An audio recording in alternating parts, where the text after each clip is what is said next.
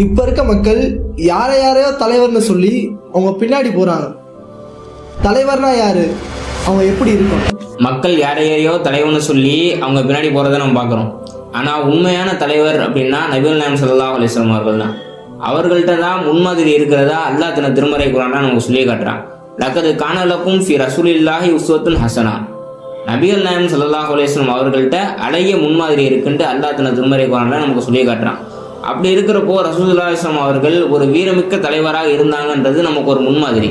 எப்படி இருந்தாங்க அப்படின்னா, ஒரு சம்பவம், நபி ஸல்லல்லாஹு அலைஹி வஸல்லம் அவர்கள் காலத்தில் மதீனா நகரில் போர் ஏற்பட போகுது, எதிரிகள் போர் தொடுத்து வரப்போகிறாங்க அப்படின்ற ஒரு வதந்தி பரவி மக்கள் எல்லாம் கூடி எந்த இடத்துல சத்தம் வருதோ அங்கே போய் பார்க்குறாங்க.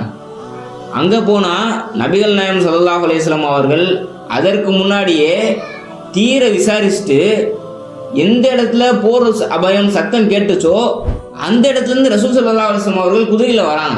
அபூ தல்ஹா ரலியல்லாஹு அன்ஹு அவர்களுடைய குதிரையை நபி ஸல்லல்லாஹு அலைஹி வஸல்லம் அவர்கள் எடுத்துட்டு போயிட்டு அங்கே போர் அபயம் ஏதாவது இருக்கா அப்படின்றத பார்த்துட்டு திரும்பி வராங்க.